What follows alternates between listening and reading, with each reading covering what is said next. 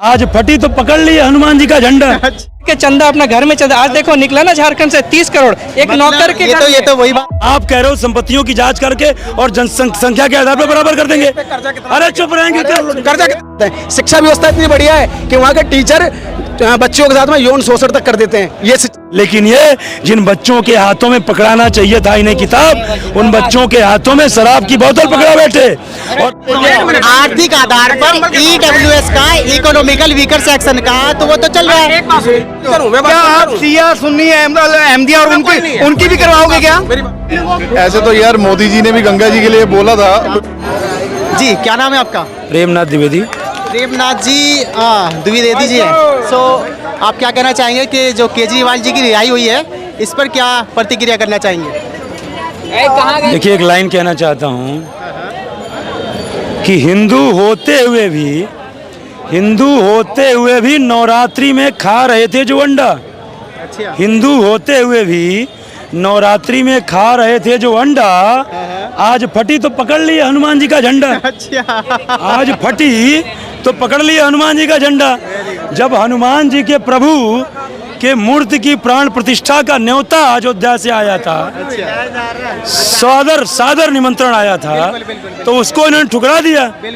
राम जी की मूर्ति की प्राण प्रतिष्ठा हो रही थी तो ये नहीं गए, और आज जाके हनुमान जी के चरणों में लेट रहे हैं। तो हनुमान जी ने भी कह दिया कि तुम जब हमारे आराध्य, हमारे जिसके लिए हनुमान जी ने अपना सर्वस्व जीवन न्यौछावर कर दिया, और सिर्फ एक जन्म के लिए नहीं, जन्म जन्म के लिए हनुमान जी राम के हैं। लेकिन ऐसा है दिल्ली में तो कह रहे हैं कि केजरीवाल आने वाला है और केजरीवाल की सरकार बनने वाली है। 25 तारीख को इलेक्शन में दिल्ली वाले बता देंगे कि हाँ केजरीवाल ही है दिल्ली का। बोल लिया। अरे दिल्ली के मुख्यमंत्री तो हैं, इसमें अभी कोई संशय नहीं है। ठीक है।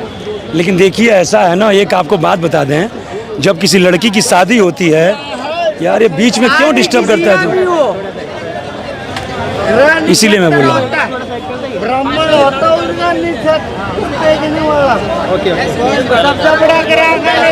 मैं इंसानियत के नाते बोल रहा हूँ, मैं हिंदू के नाते बोल रहा हूँ। मत करता हूँ तो प्लीज बोल रहा अंग्रेजी की भाषा में, मैं हिंदू भाषा बोल रहा प्लीज। अच्छा भाई चला जा तू, राधे राधे। चला जा, राधे राधे। दूध दही के खाना नन का बरसाना। चला जा, राधे राधे। जल्दी हिंदू भाषा में आ जाना। राधे राधे राधे। हाँ जी, मेरा भरोसा है कि दूध दही के खाना नन का बरसाना हिंदू भाषा में जल्दी आ जाना। अच्छा आप तो चला जा। राधे राधे। राधे राधे। जा। जय हिंद। जय हिंद। जय भारत। जय भारत। इसको ले जा यार। अब देख, अब भाई तू बहुत अति कर रहा है। अब बहुत अति कर रहा जय है। हिंद। अब बहुत अति कर रहा है। राधे राधे। बात खत्म। अब बहुत अति कर रहा है तू। भगवान की कसम में चढ़ा नहीं अभी तक। हाँ फिर कैमरा बन के बेरा मेरा शमशान घाट, मैं भी वहीं के बैठा हूँ शमशान घाट का। थोड़ा लिमिट ना, कल को लीवर खराब है। राधे राधे यार। इलाज तेरे कौन करवाएगा? ना आ रहा केजरीवाल इलाज करवाने। लिमिट में भी भाई, और एक्टिंग जो मारेगा उसके इलाज करेगा। मारना तो मान ले यार। तू हांगल कर रहा कभी। तुझे मारने से कुछ नहीं मिलेगा। कोई वाले तो कह रहे हैं कि दिल्ली में ही 25 तारीख को बता देंगे बीजेपी आएगी या केजरीवाल जी आएंगे, तो इस पे क्या प्रतिक्रिया है? तो कहा ना सर कि जब किसी लड़की की शादी होती है और शादी उसकी होने के बाद जब वो ससुराल जाती है, हमारे हिंदू धर्म में जो रीति रिवाज है, केजरीवाल जी भी हिंदू ही हैं, तो जब किसी लड़की की शादी होती है और शादी के बाद जब वो पहली बार ससुराल जाती है, तो उसके कुछ दिन या महीने बाद एक साइत निकाली जाती है। उस साइत से वो मायके में जाती है और फिर साइत निकाली जाती है, तब वो ससुराल जाती है। तो जब वो दोबारा अपने मायके से ससुराल आ जाती है तो फिर काफ़ी लंबे अरसे तक ससुराल में रहती है। फिर कोई घटना, कोई उस तरह की बात होती है तब हो जाती है, लेकिन पहली बार जो है वो साइत पे जाती है। आप समझ रहे हैं ना? तो अभी मायके में जब लड़की जाती है ना पहली बार, ससुराल से पहली बार, तो बड़ा चहल पहल होता है, सारे खुश होते हैं, बेटी आई, बहू आई, बहन आई, ननद आई, आई, सब पूरा परिवार, गांव गाड़ा सब खुश होता है। तो ऐसे खुशी का माहौल थोड़ा रहने दीजिए सर। केजरीवाल जी को एक बहू से कंपेयर कर रहे हैं। अब भैया मैं साहित्यिक आदमी हूँ, मैं नाम क्यों लूँ? मैं तो बस मार दिया, व्यंग मार दिया। अब जिसको लेना है वो ले ले। और एक बात कहना चाहता हूँ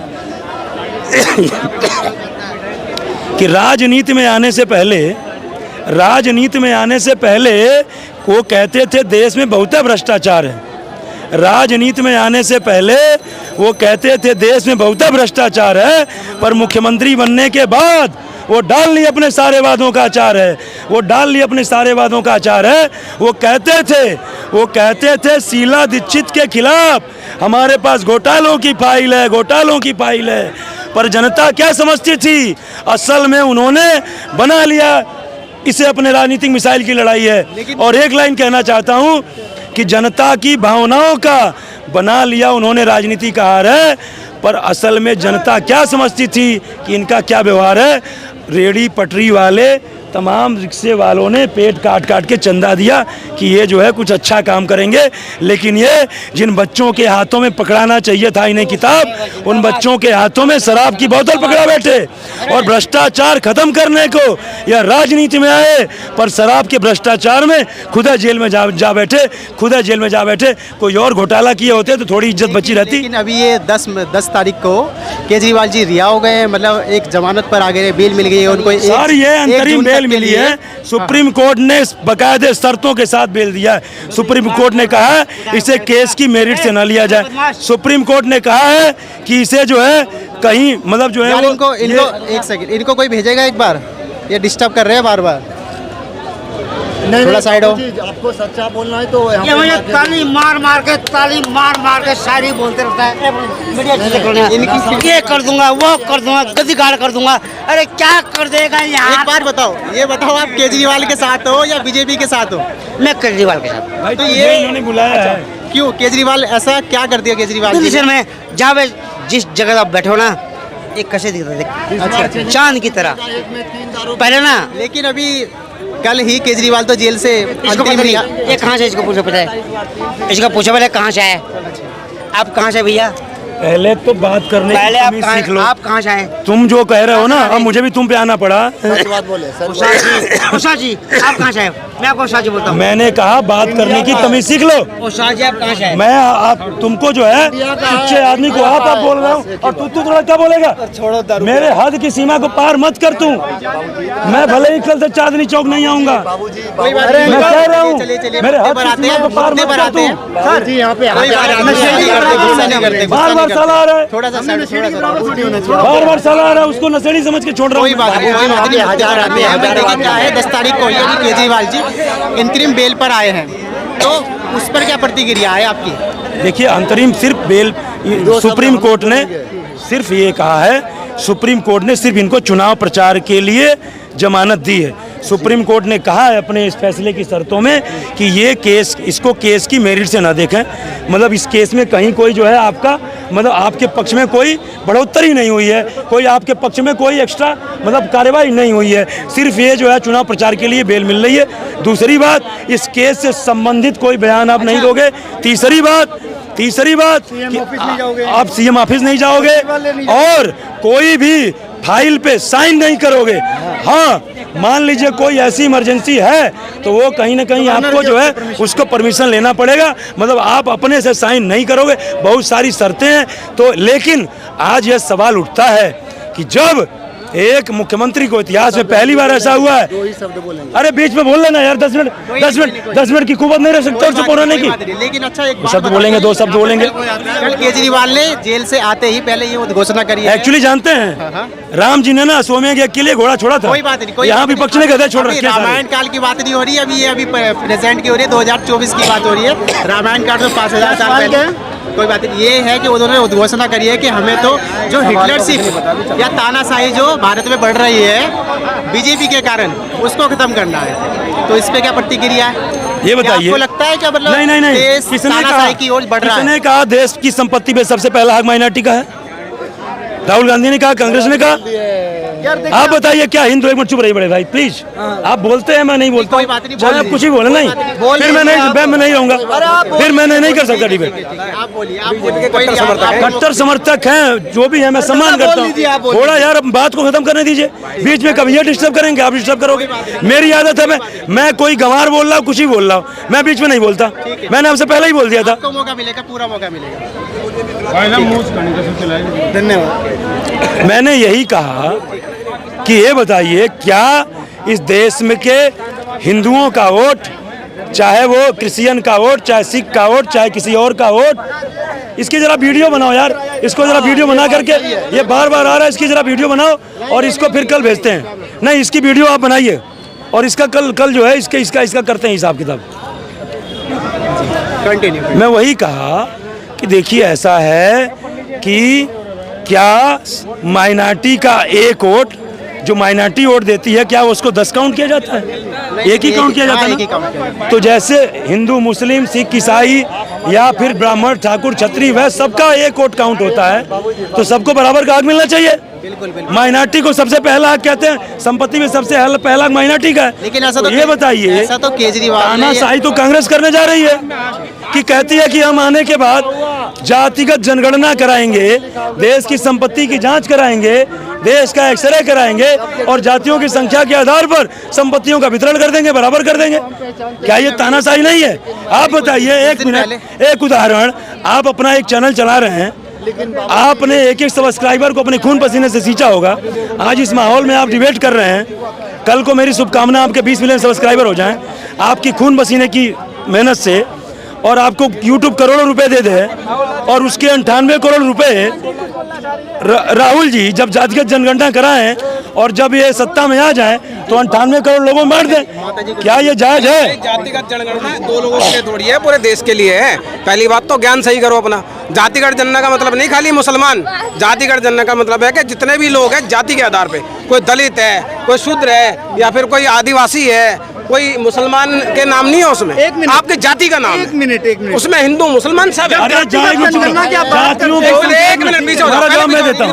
एक मिनट, जब आप जातिगत जनगणना की बात करते हो, क्या आप शिया, सुन्नी, अहमदिया और उनकी भी करवाओगे क्या? मेरी बात सुनो, पहली तो बात हिंदुओं को क्यों बांटना? अरे भाई, हिंदुओं की बात ही नहीं है उसमें। हाँ, उसमें बात है कि टोटल जाति के आधार पे जाति शिया, सुन्नी, अहमदिया भी तो होती है ना। सबकी होगी वो तो। हाँ, तो उसके आधार पर भी आप जनगणना करवाओगे? उसका मकसद क्या है? उसका मकसद है कि भैया जो अभी करंट सिचुएशन है, करंट सिचुएशन में अगर आप देखो IAS, IPS या बड़े पोस्ट पे जो लोग जाते हैं, उसमें कितने लोग जा रहे हैं निचली कास्ट के। एग्जांपल देता हूँ भाई, आपके घर में 5 बच्चे हैं। यूपीएससी में क्या रिजर्वेशन? एक मिनट, आपके घर में 5 बच्चे हैं। तो गलत बोली आपने, यूपीएससी अरे उल्टा बोल रहे हैं, रिजर्वेशन की बात नहीं हो रही भाई। अरे यदि आपको किसी चीज की सर्वेक्षण, एक मिनट, यदि आपको कोई सर्वे कराना है तो राहुल गांधी जी, तुम्हारे अंदर यदि ताकत है तो बोलो कि जो है हम जो है क्या कहते हैं कि वो आर्थिक आधार पर आरक्षण देने का काम करेंगे। आप ये पता कीजिए देश में जो गरीब, वास्तव में कौन गरीब है, आर्थिक आधार पर EWS का तो चल रहा है। एक सेकंड, जाति काट खेलेंगे। एक सेकंड, आर्थिक आधार पर EWS का, इकोनॉमिकल वीकर सेक्शन का, तो वो तो चल रहा है। भैया की बात सुन तो लीजिए, थोड़ा हमें भी सुन लो यार। होता क्या है, एक क्लास है, अब एक क्लास में 40 बच्चे पढ़ते हैं, तो टीचर क्या करता है, वो एग्जाम लेता है ताकि ये पता लगे कौन सा बच्चा किस लेवल पे है। और जिस बच्चे को अभी जरूरत होगी, जिसको हेल्प ज्यादा चाहिए, उसको हेल्प करनी पड़ेगी। ये वीक है, ये स्ट्रॉन्ग है, इसको जरूरत नहीं, इसको जरूरत है। That is the main scenario. इसके अंदर ये नहीं है कि भैया किसी को बांट दिया, काट दिया। उसको आप प्रॉपरली समझो ना कि है क्या जनगणना। वो सिर्फ जनगणना है, उसमें ये नहीं कहा जा रहा कि उसमें रिसोर्स दिए जाएंगे किसी को। कोई रिसोर्सेज की बात नहीं है खाली कि अगर आप ये मिले तो आपको ये मिलेगा, उसमें मिलने की कोई बात नहीं है। सिर्फ ये है कि कौन किस लेवल पे किसको हेल्प चाहिए, किसको नहीं चाहिए। तो आप चाहते हैं कि जातिगत जनगणना होनी चाहिए? देखो, होगी नहीं होगी वो तो बात की बात है, चुनावी मुद्दे। आप क्या चाहते हैं, ये सुन लो, का विषय लेकर आपका क्या माइंडसेट है, आपका क्या ओपिनियन, ये बताइए। मैं ये कहता हूँ होनी चाहिए। होने के पीछे कारण है कि जो भी जाति वीक है उसको ऊपर लाने के लिए उनकी, यही कहा आपने? ठीक है, जो कमजोर लोग हैं, पिछड़े लोग हैं, उनको आगे बढ़ाना। यही बात मैं वही तो मैं कह रहा हूँ। आप शब्द कुछ मर्जी यूज कर लो। अब आप मेरे को एक चीज बताओ कि क्या इससे पहले कभी रिजर्वेशन की पॉलिसी नहीं चल रही? तो और आप जनगणना करने बाद में हेल्प कैसे करोगे? हेल्प कैसे करोगे आप? अभी रिजर्वेशन कैसे है कि SC, ST, OBC के नाम पे रिजर्वेशन है।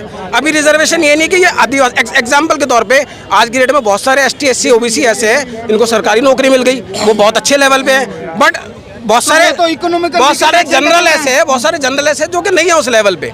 तो कहीं ना कहीं ये चीजें चेक करना कि अभी एग्जाम्पल के तौर पर आदिवासी है, अब आदिवासियों के लिए क्या क्राइटेरिया है, उनके पास कोई क्राइटेरिया नहीं है।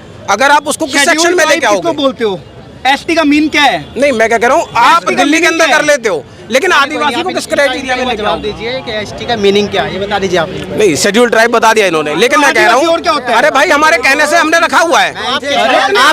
आपका मेन मुद्दा क्या है इस टॉपिक को लेकर, ये बताइए। अरे मेरा मुद्दा नहीं है, आपने सवाल किया, हमने जवाब दिया। मुद्दा हमारा कुछ नहीं, देखो हम तो न्यूट्रल है, हम कहते हैं जो काम करता है उसको वोट दिया जाए। तो अभी जो आने वाले चुनाव है 4 तारीख को, इसका रिजल्ट आने वाला है, तो उसमें आप किसका चेहरा देखना चाहते हैं एज ए विनर?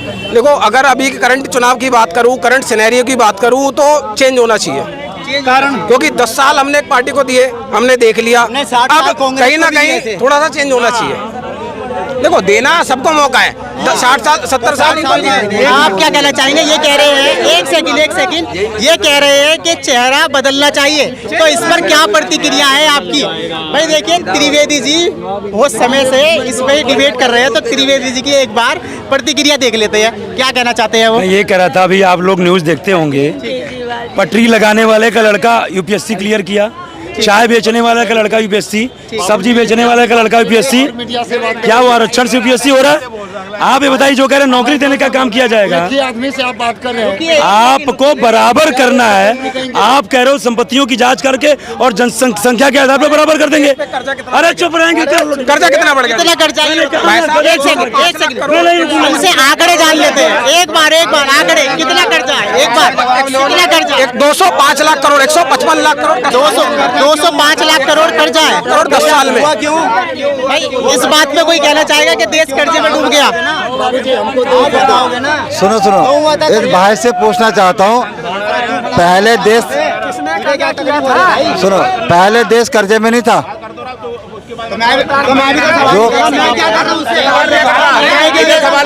लड़ने के लिए यार भाई, मेरे बात समझो। यार हेलो, मैंने क्या कहा? 2 बातें सुन लो। मैंने ऐसी 2 बातें सुनी, इसके बाद 2 बात सुनो।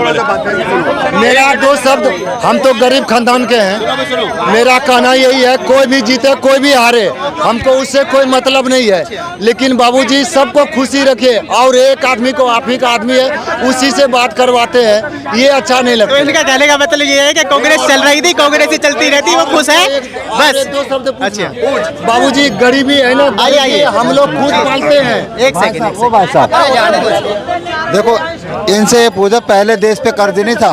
बिल्कुल था, 55 लाख करोड़ 70 साल में। अच्छा। और अब पिछले 10 साल के अंदर 155 लाख करोड़, 155 195 मुझे लेकर सुनो 195 लाख करोड़ क्यों है, ये भी बताओ यार। सुनो, पहले के 5-5 लाख का इलाज मिलता था सबको। देखो 5 लाख अरे तो आज भी किसी मतलब सर आप घर बनाओगे? केजरीवाल ने भी डिस्पेंसरी खोल रखी है। सुनो सर, ये तो लॉजिकल नहीं है। चूहा कूद रहे होंगे केजरीवाल साहब ने लॉजिकल नहीं है। हम बताएंगे ना, हम बात करेंगे आपसे। 5 लाख का मोहल्ला क्लिनिक, ये तैयारी से आए, ये बात कर रहे हैं मोहल्ला क्लिनिक की। एक सेकंड, क्यों आगे लेके भाग गए? चाबी का भी ध्यान रखो।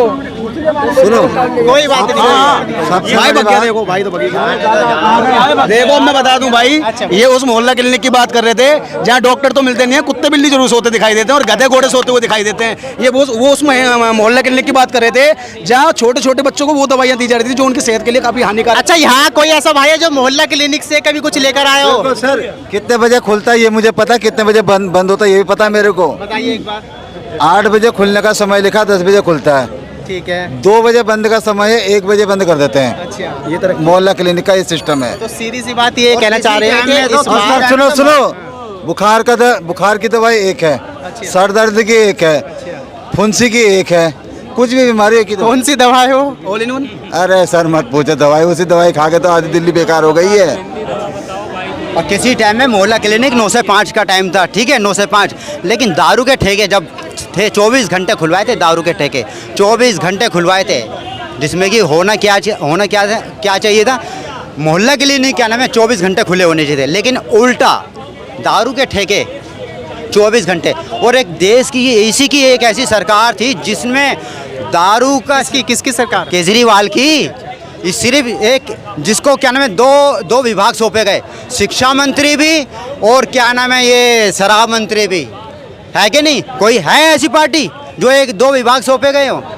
ये है केजरीवाल वो शातिर आपने तो देखा है कि भाई दिल्ली की जो एजुकेशन सिस्टम है उसमें थोड़ा सा सुधार है, मैंने जो सुना है। सिर्फ बिल्डिंग बड़ी खड़ी कर देने से शिक्षा व्यवस्था सुधरने वाली नहीं है। आपको मैं बताऊं, शास्त्री नगर के अंदर किंतन सारस्वत नाम का एक 12 साल का बच्चा था, जिसे उसी स्कूल के सीनियर बच्चों ने इतना पीटा कि 9 दिन हॉस्पिटल में एडमिट होने के बाद वो बच्चा एक्सपायर हो जाता है। लेकिन शिक्षा व्यवस्था की अगर बात करो, बच्चों की लड़ाई में केजरीवाल का कोई हाथ नहीं है। नहीं, पहले आप सुनिए, मुद्दा सुनिए। उस बच्चे को स्कूल के अंदर ही पिटाई हुई थी और आज तक शिक्षा मंत्री उस परिवार से मिलने तक नहीं गई। उसी परिवार के ऊपर लाठी चार्ज तक हुए। पूरे दिल्ली के अंदर हाईलाइटेड मामला रहा। और मैं शिक्षा व्यवस्था आपको बताऊं, शिक्षा व्यवस्था इतनी अच्छी है कि 2 बच्चों में झगड़ा होता है, लड़कियों में, और लड़कियों को मुंह पे ब्लेड तक मार दिया जाता है। शिक्षा व्यवस्था इतनी बढ़िया है कि वहाँ के टीचर बच्चों के साथ में यौन शोषण तक कर देते हैं। ये शिक्षा व्यवस्था है दिल्ली की। और मैं कौन से स्कूल की घटना बता रहे हैं? ये मैं बता रहा हूँ आपको, जौहरीपुर की। आप आओ कभी, न्योता दे रहा हूँ मैं। नंबर मेरे ख्याल से नॉर्थ ईस्ट दिल्ली में, कोर्ट ने जल्दी कहा केजरीवाल के बारे में कि पिछले साल 2 लाख बच्चों को किताब नहीं मिला। इसे तो मानेंगे आप? ठीक है। तो बताओ ऐसे कैसे स्कूल चलेगा? अच्छा, तो एजुकेशन सिस्टम में कोई सुधार नहीं है। दूसरा, हमने ये भी सुना था कि केजरीवाल ने हेल्थ में बहुत ज़्यादा सुधार किया है दिल्ली के अंदर।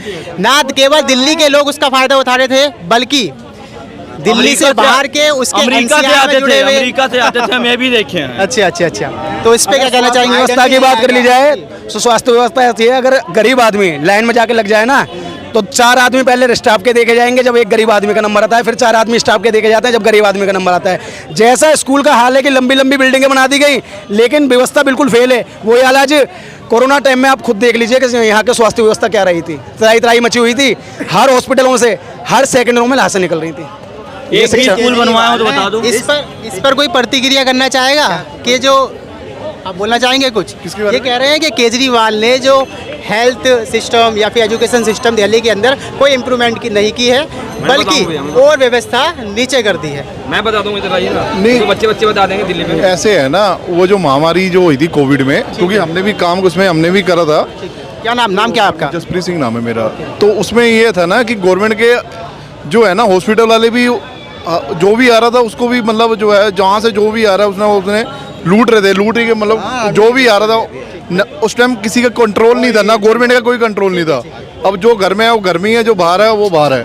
चलिए, तो ये 2020 से 2022 का पीरियड निकाल देते हैं, बाकी बात करते हैं जब 2014 से शुरू हुए केजरीवाल जी और अब तक की बात, उसमें 2 साल का पीरियड निकाल देते हैं। बाकी उसमें आप क्या कहना चाहेंगे? एजुकेशन सिस्टम और जो हेल्थ सिस्टम है और बाकी जो अदर सेक्टर है, दिल्ली के अंदर कुछ इंप्रूवमेंट आया उसके इंफ्रास्ट्रक्चर को लेकर, या फिर जैसे कि अभी एक भाई साहब कह रहे थे कि इस फर्श को देख के कि आप चांदनी चौक में खड़े हैं, देखिए कितना बदलाव हुआ है, तो इसमें क्या कहना चाहेंगे आप? नहीं, इसमें तो काफ़ी सुधार, किस तरीके का सुधार आप देख रहे हैं? काफ़ी विकास हुआ है। और मैं इसको ये अपना जो मेडिकल है उसमें भी काफ़ी सुधार हुआ है। और उसके बाद ये जो एजुकेशन है ना स्कूलों में, मेडिकल में लेकर स्कूलों में बहुत अच्छा, मेरी सिस्टर है वो भी इसको अपना इसमें सर्वोदय विद्यालय में पढ़ी है, काफ़ी अच्छे उसमें स्कूल में अपना जो है पढ़ाई वगैरह तिलक नगर अपना इसमें है, बहुत अच्छा स्कूल बन गया। और टीचर वगैरह सरकारी स्कूल में पढ़े थे? हाँ, सरकारी स्कूल में। मैं भी क्या फैसिलिटी आपको अवेल की गई थी? वहाँ तो सारा कुछ है जी, टीचर का भी, एजुकेशन वगैरह बच्चों को लेके जाना, स्पोर्ट्स का भी काफ़ी अच्छा, मतलब क्लास। ये मुझे लग रहा है कि केजरीवाल बहुत अच्छा काम कर रहे हैं। अगर दिल्ली के हाई प्रोफाइल एरियाओं की बात करी जाए तो मुझे लगता है सारी बातें ठीक है, लेकिन बात जब विलेज डेवलपमेंट की आती है वहाँ क्या होगा? स्कूल में पीने का पानी तक नहीं है बच्चों के लिए। दिल्ली के अंदर विलेज का थोड़ा नाम कंफर्म करें। करावल नगर, शिव विहार, जौहरीपुर, गोंडा विधानसभा में आप ले लो।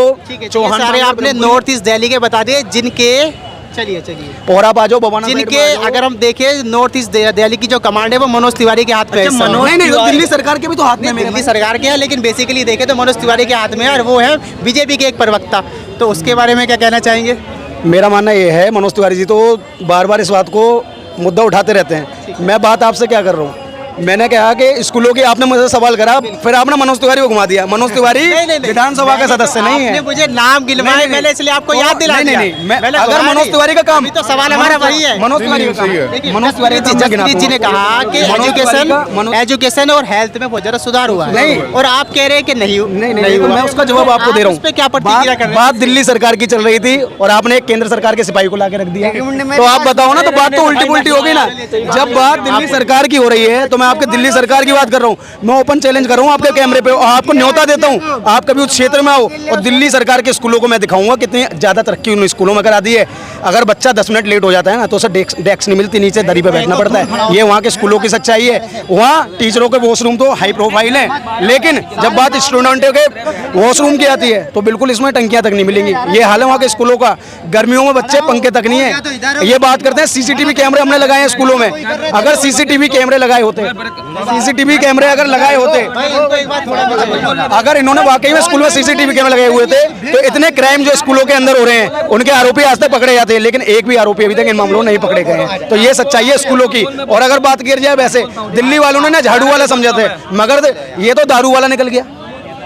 क्या नाम क्या है आपका? नाम क्या है आपका? राहुल नाम है मेरा। राहुल जी, ये तो बिल्कुल ही उल्टा हो गया। जसप्रीत जी क्या प्रतिक्रिया करना चाहेंगे इस पर? हेल्थ के बारे में बोलते एक बार सुन लीजिए। इसकी सुना है पहले ऐसे है ना, ये कह रहे थे आप यहाँ पे हेल्थ का यहाँ से 1 किलोमीटर होगा, जमुना जी यहाँ से 1 किलोमीटर होंगी। बिल्कुल केजरीवाल से कह दो, केजरीवाल के किसी नेता से कह दो कि सिर्फ 2 मिनट डुबकी लगा ले, मैं मान जाऊंगा कि बड़ी सफाई हुई है। दिल्ली को यार लंदन फेल कर दिया। ये केजरीवाल से हम कैसे कह सकते हैं?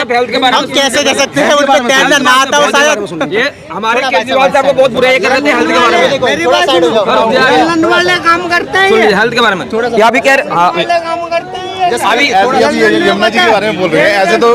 ऐसे तो यार मोदी जी ने भी गंगा जी के लिए बोला था, कोई प्रोजेक्ट पास भी हुआ था गंगा जी के लिए, मगर वो अभी तक कुछ हुआ ही नहीं। उसमें तो कोविड के टाइम में उसमें इतनी लाशें यूपी के अंदर, कहाँ पे यूपी के अंदर कौन सी? बनारस साइड में। हाँ, बनारस का मैं बताता हूँ। बनारस में आप चलिए हमारे साथ, बनारस में चलिए। आपका नाम क्या? नाम क्या? अमन मिश्रा। अमन मिश्रा, कहाँ से आप? मैं यूपी अयोध्या से हूँ। इसीलिए बनारस हमारे यहाँ से पास में ही है यार। चलिए आप हमारे साथ बनारस। पहले बनारस क्या था? क्या विकास है बनारस का? अरे यार बहुत विकास है। कितना विकास बता दूं?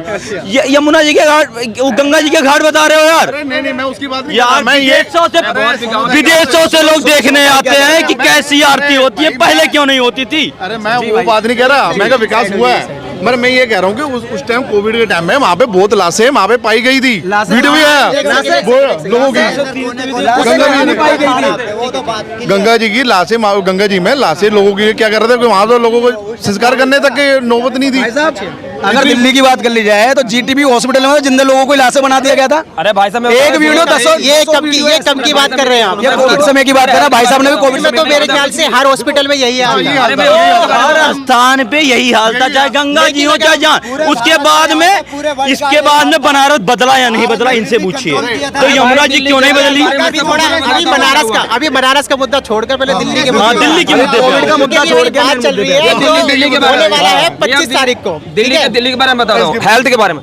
ये भी कह रहे थे भाई साहब कि दिल्ली में हेल्थ सुविधा कुछ भी नहीं है, कोई भी किसी मरीज को कुछ नहीं मिलता। मैं पूछना चाहता हूँ बीजेपी वालों से, योगी जी से पूछना चाहता हूँ, या दिल्ली के किसी भी मंत्री से छोड़ दो, दिल्ली के बाहर वाले यूपी बिहार कहीं से भी, अगर वो यहाँ पे हेल्थ व्यवस्था अच्छी नहीं होती तो वहाँ से इलाज करने क्यों आते हैं? आप कहाँ के रहने वाले हो? मैं तो दिल्ली से हूँ। खास दिल्ली का तो नहीं हो? खास दिल्ली का बिहार से हूँ। पीछे मैं बिहार से हूँ। बिहार से आप इलाज कराने यहाँ क्यों आते हो? ये बताइए ना, आप इसका जवाब मुझे दीजिए। आप ये हमें दिल्ली से ही हुआ है। दिल्ली में भैया ये कह रहे हैं, भैया ये भारत है, हमारा देश है, हम कहीं भी इलाज कराएं। देख लो भाई, ऐसा ही। लेकिन एक बात सुनिए,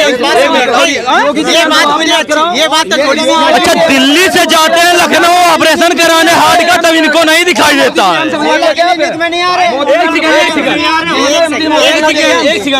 दिल्ली से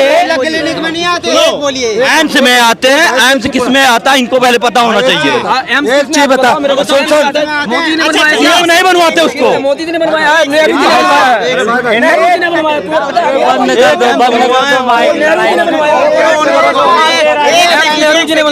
अच्छा एक मिनट, कांग्रेस ने कितने एम्स बनवाया अब तक? आपने कितने एम्स बनवाया? अरे बताना, आज तो 22 है। योगी जी ने एक बनाया, आज तो भैया कोई इलाज ही नहीं करा। कुल मिला के बात तो ये है, डिबेट में बात चल रही है दिल्ली की, तो ये कभी बिहार उठा के ले आते हैं, कभी उत्तर प्रदेश उठा के ले आते हैं। बात चल रही है लोकसभा चुनाव की, कोविड उठा के ले आते हैं, ये मोहल्ला क्लिनिक उठा के ले आते हैं। भैया मुद्दे पे आओ ना। 22 पहले क्या नाम है, कांग्रेस के शासन में एक एम्स है, आज 22 एम्स है। अब दूसरी बात केजरीवाल की, केजरीवाल ने भाई साहब बहुत सातिर आदमी है। हाँ, बाजू की कमीज पहन के है ना, पैंट पहन करके कोट पैंट गवर्नमेंट वालों को चूतिया बना दिया, पागल बनाया, बेवकूफ बनाया उसने। दिल्ली में तो कहते हैं कि उसने बिजली फ्री कर दी, पानी फ्री कर दिया, महिलाओं के लिए बसें फ्री कर रखी है, महिलाओं को 15 रुपए का जो वोटर है, जो आम आदमी वोटर है, उनको आप कैसे समझाएंगे ये बात? राशन दे रहे हैं, ये बात कैसे समझाएंगे आप? क्या बताइए, जो वोटर है असली, उनको ये कैसे समझाएंगे ये वाली बात अपनी? 10 रुपए की नौकरी छोड़ के अभी सच बोलेंगे तो भाई को मिर्ची लगेगी। 5 किलो की राशन ना देते तो भूखन मर जाते कोरोना टाइम में।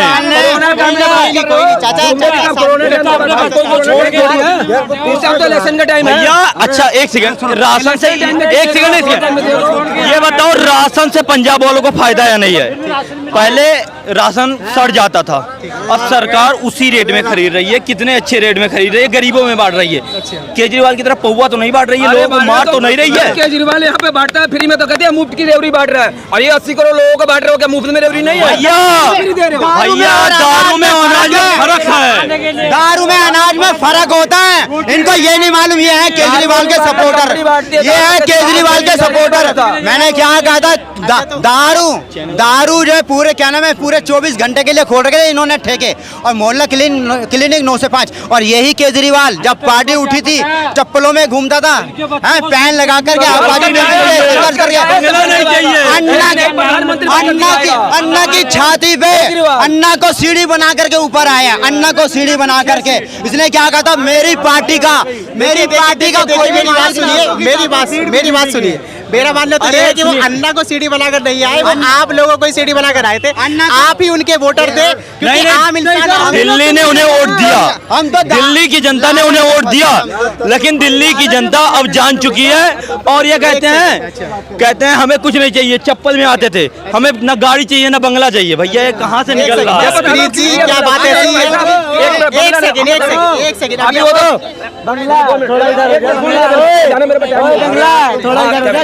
अभी ये लोग क्या कह रहे हैं,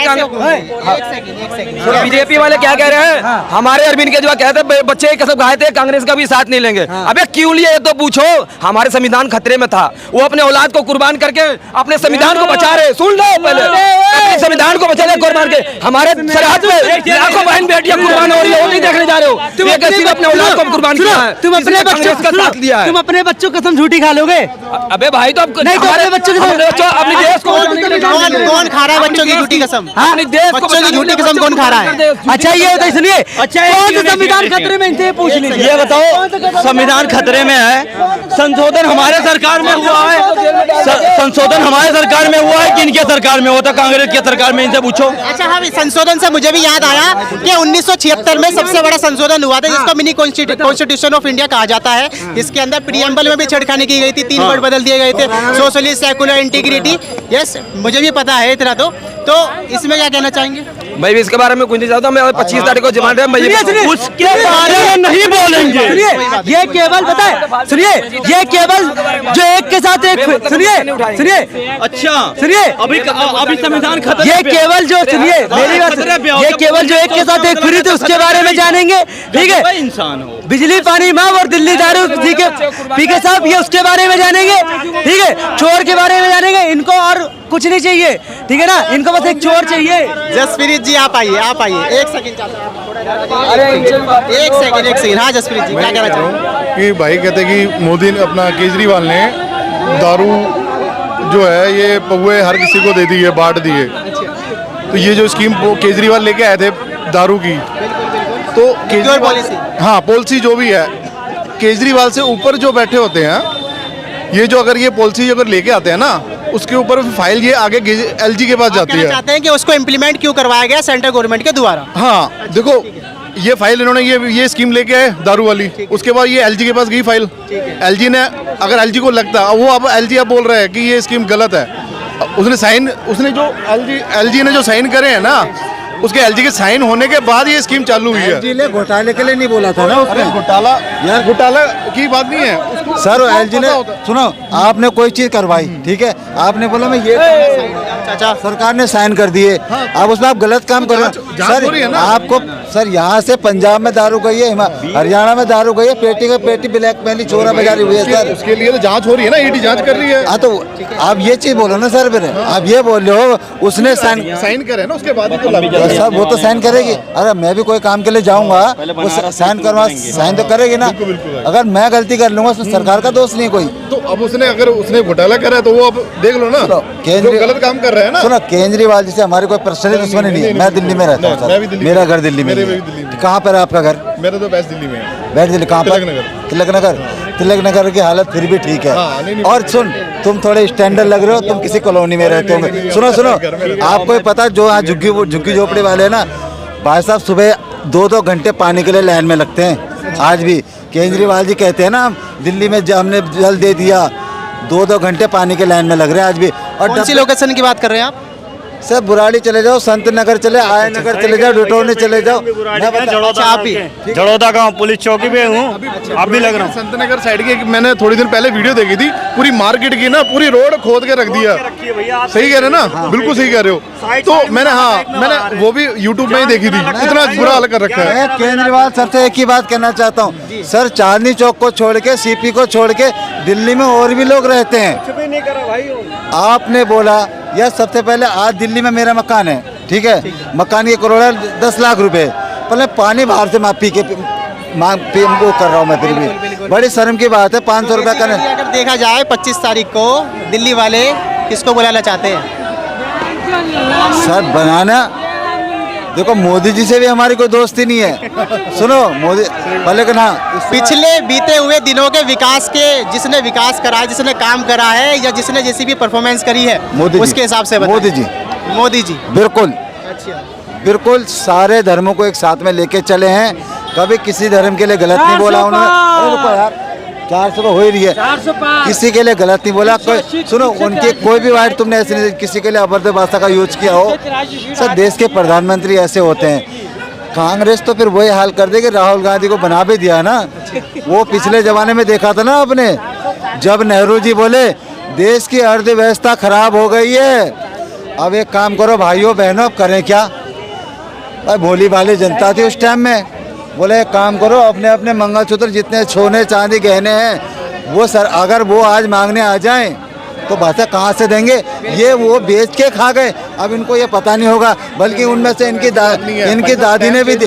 सर एक बात बताओ, सरकार की व्यवस्था खराब होगी, उस टाइम हमारी माँ बहनों का मंगलसूत्र मांगा गया था, आज क्या वो कर, आज भी हो सकता है अर्थव्यवस्था खराब हो सकती है तो फिर मांगा जाएगा। अर्थव्यवस्था वैसे ही खराब हुई पड़ी है ना। कितना देखो 200 करोड़ से ऊपर अपना जो है 200 लाख करोड़ से ऊपर हमारा जो है कर्जा हो गया देश का। हाँ मेरे ख्याल से 195 करोड़ है। 195 है कर्जे के मामले में देखा जाए 195। हाँ कर्जे के मामले में अमेरिका इससे दुगना है, पहले को वहाँ रोते नहीं है, वहाँ डेवलप को देखते हैं। अगर कोई चीज़ भी करने को जाएंगे ना सर उसके लिए पैसा चाहिए। आज मैं मकान लगाऊंगा ना, मकान में ईंट लगाऊंगा, मैं बैंक से लोन लेना पड़ेगा, कोई कितना बड़ा आदमी हो। तो अगर लोकसभा में बीजेपी आए तो किन मुद्दों को लेकर वो आ सकती है? बिल्कुल शिक्षा थोड़ी हमारे देश की बेकार है। अच्छा, प्राइवेट स्कूलों में इतनी मनमानी कर रखी है हद से ज्यादा। सरकारी स्कूल को बढ़ावा कौन दे रहा है? मैं बढ़ावा नेता लोग दे रहे हैं सर। ये तो नेता में नाम बताएंगे? सारे हैं, बीजेपी कांग्रेस सारे हैं चोर है इसमें। आपने सुनो तो फिर इस बार कांग्रेस और स्टेट में तो है। ऐसा मत सोचो, मोदी से मत चलो, सारों को बोलो ना चलो कांग्रेस। एक तरफा बात कीजिए, सारों की बात मत कीजिए। ये बताइए कि जो आने वाली जो 4 तारीख है, 4 जून, उसमें जो चेहरा होगा मोदी जी उम्मीद करेंगे। मोदी जी एक रिक्वेस्ट करना चाहता हूँ, स्कूल के लिए थोड़ा बहुत आप करें बस। पर ये है ना, देखो मैं ये चाहता हूँ कि चेंजिंग आनी चाहिए। देखो बड़ी बात है, अगर हम मान लो देखो 2 बारी हमने उनको मौका दिया, अब अगर हम थोड़ा चेंज लाएंगे ना, अगले बंदे को ये लगेगा कि यार ये जो यहाँ की पब्लिक है, अगर हम काम सही नहीं करेंगे तो हमें हटा भी सकती है और हमें लेके भी आ सकती है सत्ता में। अब मान लो अब ना लोगों के माइंड में ये आ गया कि यार अपोजिट, ये भैया कह रहे हैं कि कोई नहीं है यार, राहुल भी नहीं है, केजरीवाल भी नहीं है, कोई नहीं है यार, कौन है? मोदी से ज़्यादा पढ़े लिखे हैं बंदे। तो मतलब एक हेल्पलेस जैसे लाचारों वाली फीलिंग हो गई है क्या?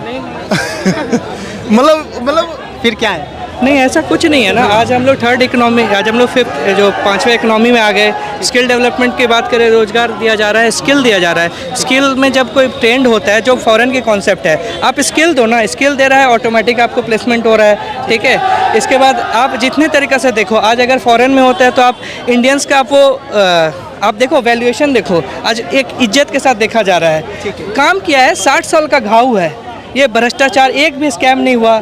आप देखो चंद्रयान हमने ये किया है, हाँ सारे कांग्रेस वाले ने किया है। भ्रष्टाचार की अगर हम भ्रष्टाचार की बात करें तो अभी बहुत ज़्यादा अभी जो इलेक्ट्रोल बॉन्ड है वो चर्चा में है। इसको लेकर बात करें, उसमें कभी 2,000 करोड़, कभी 8,000 करोड़, ये वाले मुद्दे देखते रहते हैं। वो कब से, वो आज़ादी के बाद से ये ट्रेंड है।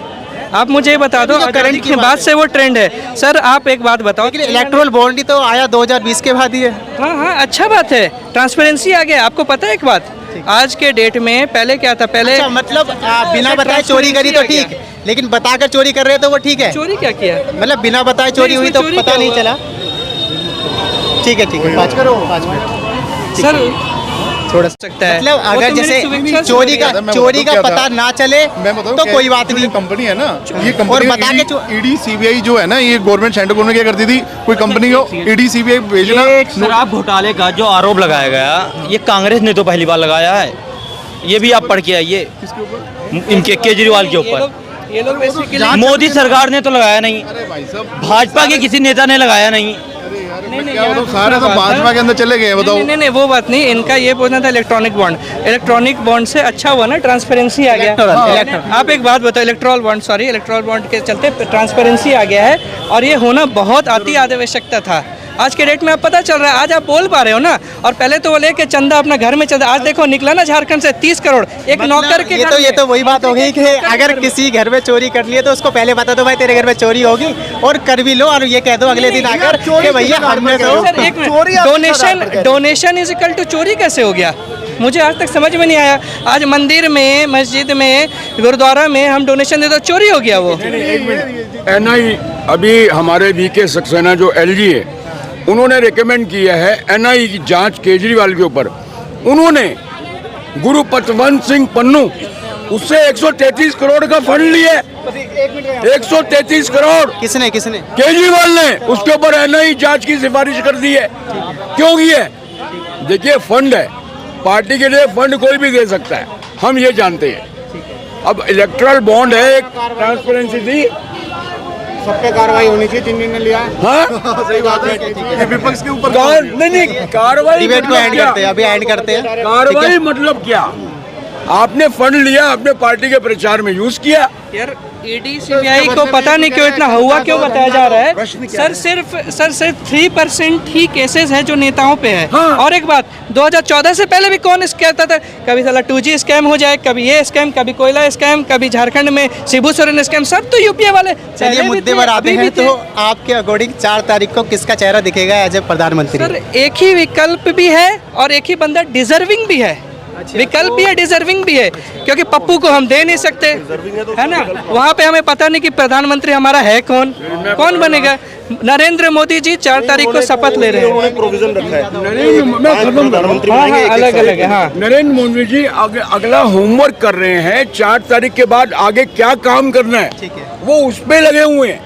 उनका क्लियर माइंड सेट है, उनका माइंड सेट है। उन्होंने 4 तारीख के बाद क्या करना है वो अपना होमवर्क कर रहे हैं। तो ये जो इंडिया अलायंस बना है, ये बिल्कुल खुद कर रहे हैं। इंडिया अलायंस कोई नहीं है, जो इंडिया अलायंस बना है, कोई नहीं है। अच्छा, चाचा जो इंडिया अलायंस बना है इसका कोई फायदा नहीं होगा। जो इंडिया अलायंस बना है इसका कोई फायदा नहीं होगा। इंडिया अलायंस का जो पहले सुनिए सर, इंडिया अलायंस की फुल फॉर्म जो थी, बकौल Rahul Gandhi, Indian national developmental inclusive alliance.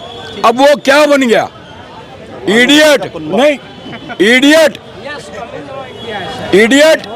एक मिनट, अब वो बन गया इडियट, नेस्टी, डिप्रेस्ड। अरे sir, idiot, नेस्टी, depressed invincible alliance. ये बन गया ये बन गया है।